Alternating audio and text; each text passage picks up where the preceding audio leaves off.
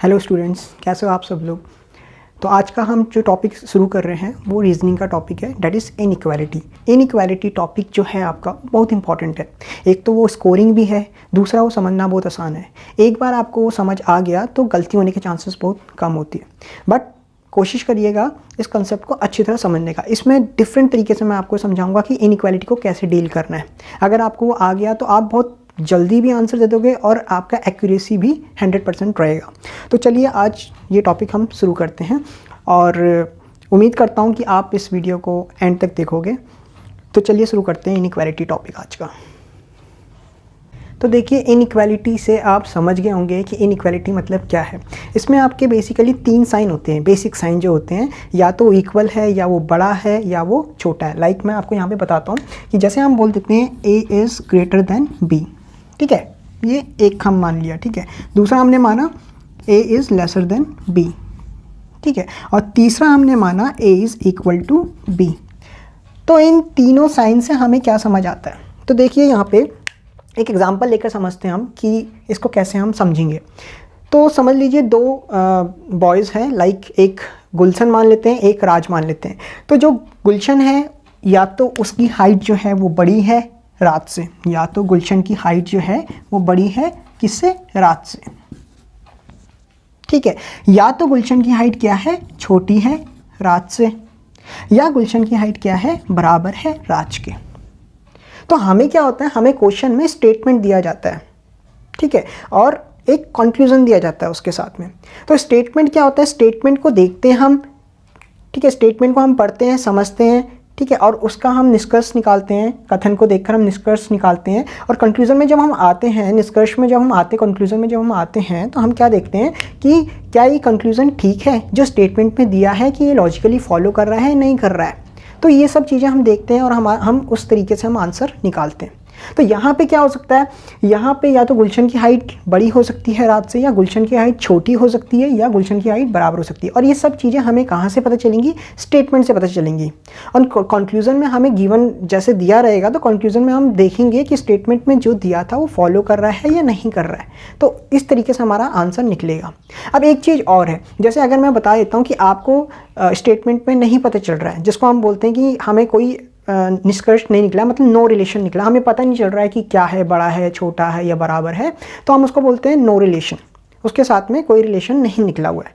और जब no relation होता है तो उसके साथ हम क्या डील करेंगे, किसी एक चीज़ पे, एक आइदर का कंसेप्ट आता है, आइदर एंड और, तो वो भी मैं आपको बताऊँगा आगे चल के। तो चलिए आगे चलते हैं, तो इसको और थोड़ा समझते हैं। तो यहाँ पे तो ये 3 साइन बताए मैंने आपको। अब एक और चीज़ समझिए, यहाँ पे इन्हीं साइन से मिलकर भी कुछ और साइन भी बने हुए हैं, वो भी मैं आपको बता देता हूँ। लाइक मैंने बोला, एक तो आपका हुआ कि greater than, Gulshan is greater than Raj और equal to, Gulshan is greater than Raj और इक्वल टू राज। एक तो ये साइन हो गया, ये आपका मान लेते हैं, ये 4th साइन हो गया। अभी 3 साइन मैंने आपको बताया था, बेसिक साइन है, 4th मान लिया। और पाँचवा साइन हमने मान लिया, Gulshan is lesser than equal to Raj. और 6th साइन भी है, वो भी बहुत इंपॉर्टेंट है, आपके एग्जाम में आ जाता है कभी कभी, कि यहाँ पे अगर मैं इक्वल टू को काट दूँ और ऐसे लिख दूँ तो इसका मतलब क्या होता है कि Gulshan, either Gulshan is greater than और लेसर देन राज। तो इसका मतलब भी आप समझ गए होंगे, ये भी बहुत इंपॉर्टेंट साइन है जो एग्ज़ाम में पूछा जाता है। तो ये 6 साइन हैं। इस 6 साइन के को समझते हुए हम क्वेश्चन को देखेंगे और कंक्लूजन को देखेंगे कि ये सही है या नहीं है स्टेटमेंट के बेस पर। इसमें मैं क्या कंक्लूजन निकालता हूँ, कि मेरा कंक्लूजन क्या निकलेगा। यहाँ पे बोला है A is greater then B, ठीक है, B is greater than C। तो ये आपका दिख रहा होगा यहाँ पे क्या, जैसे मैंने बोला कि एक मैं आपको रीडिंग करने का तरीका बताता हूँ। जो छोटा है उधर से आप रीड करोगे, C से बड़ा कौन है, B, और B से बड़ा कौन है, A है। मतलब A जो है वो सबसे बड़ा हो गया, वो C से भी बड़ा हो गया, ठीक है। तो यहाँ पे कंक्लूजन क्या निकलता है हमारा, कि A जो है वो ग्रेटर देन C है। अब जैसे मैंने सेकेंड वाली स्टेटमेंट पढ़ी तो इसमें लिखा है कि C से बड़ा B है और B से बड़ा A है। लेकिन आपको यहाँ पे एक डाउट हो गया कि यहाँ पे इक्वल टू का भी साइन था। तो मैं आपको बताना चाहूँगा यहाँ पे भी सेम कंक्लूजन निकलता है कि जो A है वो बड़ा है C से।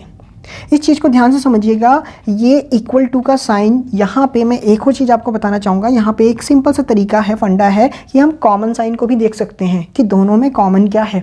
तो कॉमन साइन क्या है हमारा कि a is greater than c, हमारा ये कॉमन निकल रहा है साइन। अगर इक्वल टू यहाँ पे होता तब हम कहते कुछ अलग है, तब हम इसको नहीं मानते इस कंक्लूजन को कि ये निकल रहा है वहाँ से। तो हमने यहाँ क्या माना कि हमने माना a is greater than c।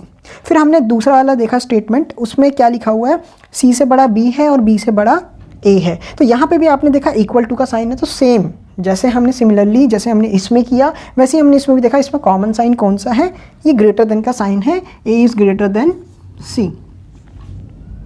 और फिर हमने इसको देखा, ये इक्वल टू है, a equal to b and b is greater than c। तो हमने क्या बोला, हमने बोला कि ये इक्वल है तो हम यहीं पे a लगा लेते हैं।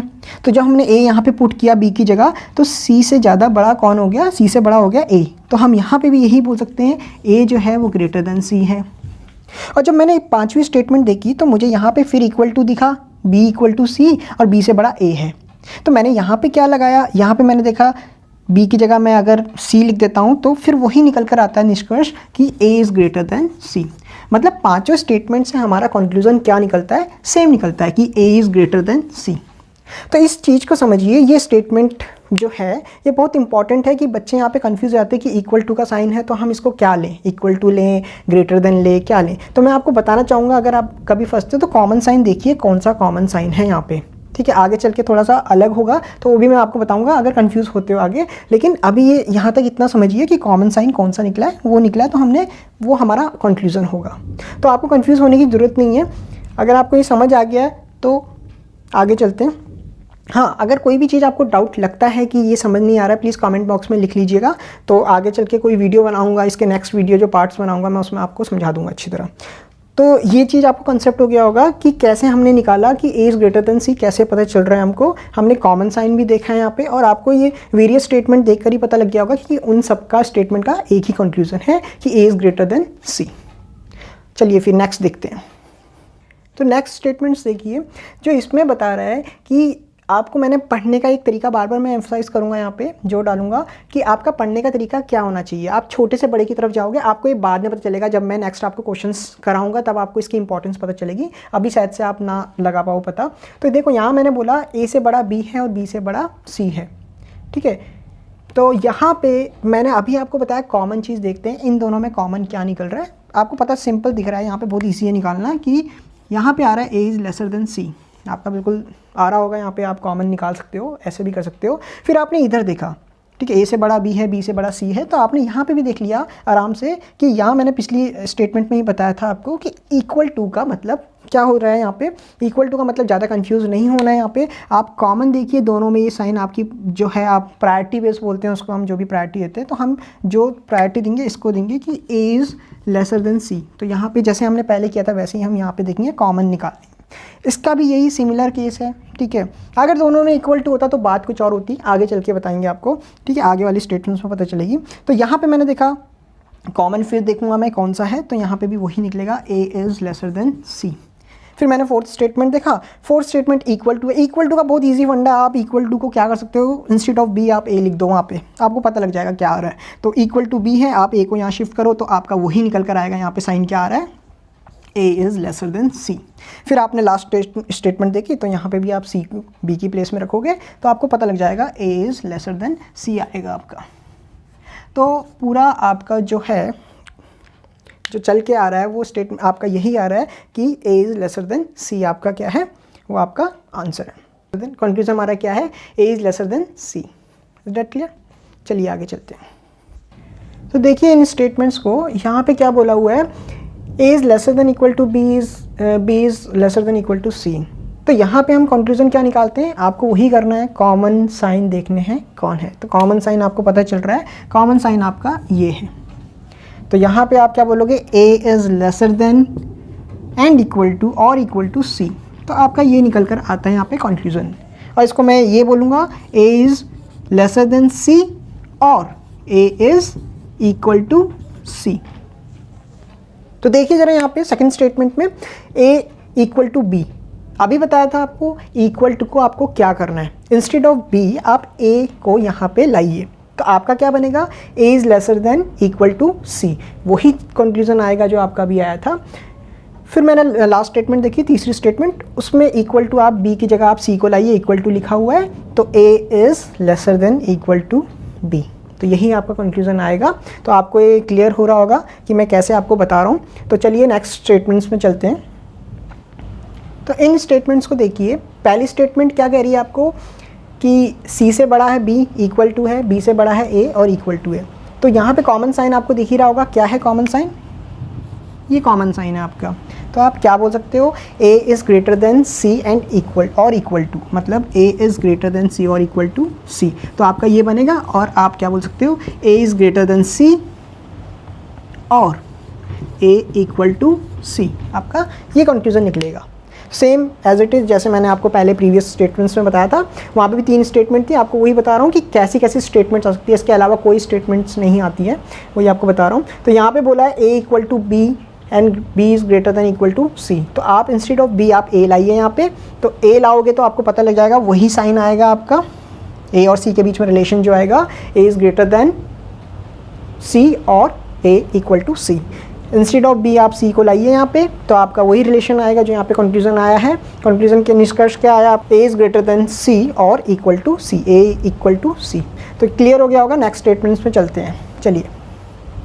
तो इन स्टेटमेंट्स को देखिए ज़रा अच्छी तरह ध्यान से। इसमें देखो आप ये सारी स्टेटमेंट जितनी भी लिखी है, ये सारी इंपॉर्टेंट स्टेटमेंट है, एग्ज़ाम में आती ही आती हैं, इस तरीके जो क्वेश्चंस आते स्टेटमेंट्स आती हैं। तो समझिए इन चीज़ों को, क्या आप इसमें से कॉमन निकाल सकते हो, यहाँ तो पता ही नहीं चल रहा है। यहाँ पे कभी a, यहाँ पे देखूँ तो b ग्रेटर देन a, ठीक है, यहाँ पे देखूँ b greater than c, but यहाँ पे दोनों साइन अपोजिट हो गए हैं, तो a और c के बीच में क्या रिलेशन निकलेगा, नो रिलेशन, ठीक है, कैनॉट बी इन्फर्ड। तो यहाँ पे क्या है, रिलेशन कैनॉट बी इन्फर्ड बोल सकते हैं हम। एक चीज़ समझिए, यहाँ पे जब नो रिलेशन क्यों निकला है, यहाँ पे एक चीज़ बोल सकता हूँ, कॉमन साइन भी नहीं है, कॉमन तो है ही नहीं ना यहाँ पे, कौन बड़ा है कौन है, तो यहाँ पे नो रिलेशन निकल रहा है, ठीक है। ऐसे ही मैं सेकंड स्टेटमेंट में आता हूँ, यहाँ पे भी वही चीज़ है। तो आपके क्या है, अगर मैं यहाँ से पढ़ते हुए जाता कि a से बड़ा b है, b से बड़ा c है, क्या बिल्कुल कॉमन निकल ही नहीं रहा, मतलब ऐसा तो हो ही नहीं रहा जैसे हम सोच रहे थे, तो ये नो रिलेशन आया। तो सेकंड स्टेटमेंट भी आपका नो रिलेशन निकाल रहा है, relation can not be inferred. तो यहाँ पे आप देखिए थर्ड स्टेटमेंट में ये सारी जो स्टेटमेंट है, यहाँ पे भी वही चीज़ है, आपका नो रिलेशन निकल रहा है, कॉमन साइन नहीं है, नो रिलेशन निकल रहा है, ठीक है। तो आप फोर्थ स्टेटमेंट भी देखिए, यहाँ पे a बड़ा हो रहा है b से, लेकिन यहाँ पे क्या हो रहा है, b जो है वो छोटा है c से, तो नो रिलेशन।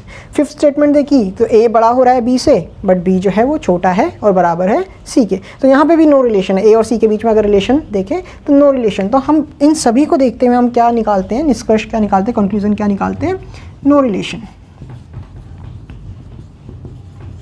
नो रिलेशन और relation can not be inferred. तो समझ गए होंगे आप ये सभी चीज़ को देखते हुए।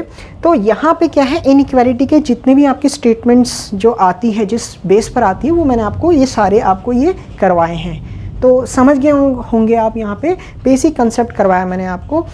तो एग्ज़ाम में जो इनइक्वालिटी पूछी जाती है वो कितनी टाइप्स की है, मैं आपको बता देता हूँ। तो इनइक्वालिटी के आप टाइप्स देखिए, यहाँ पे मेन जो है वो 2 टाइप्स है। अगर मैं डिफ़ाइन करूँ इनइक्वालिटी को, कि एग्ज़ाम में 2 टाइप की इनइक्वालिटी आती है। पहली तो सिंपल जो होते हैं, सिंपल साइन बेस होते हैं, डायरेक्ट साइन उसमें आता है, एक लाइन पे आ जाता है आपका, लाइक सिंपल लाइन आ जाती है, और सिंपल जैसे मैं आपको स्टेटमेंट दे रहा था वैसी स्टेटमेंट आ जाती है, और आपको कंफ्यूजन फाइंड करना पड़ता है।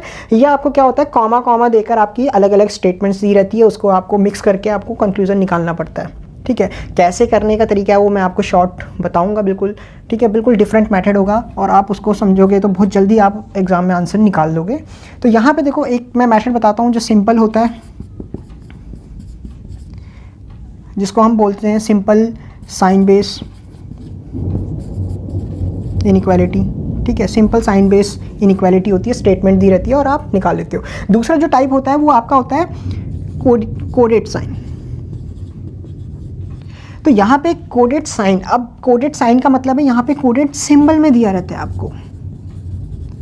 आपको सिंबल में दिया होगा, आपको ऐड दिया होगा, आपको कॉपीराइट दिया होगा, एंड दिया होगा, परसेंटेज दिया होगा, ठीक है। प्रायोरिटी बेस पर हम उसको करते हैं सॉल्व। वो भी करने का तरीका है, वो भी मैं आपको बताऊंगा कैसे करते हैं, और बहुत सिंपल तरीके से हम करेंगे बिना हम रिप्लेस किए सिंबल को साइन में, ठीक है। बहुत सारे आपने देखा होगा सिंबल को रिप्लेस करते साइन में, हम डिफरेंट तरीके से करेंगे उसको, वहीं पे आंसर निकाल देंगे।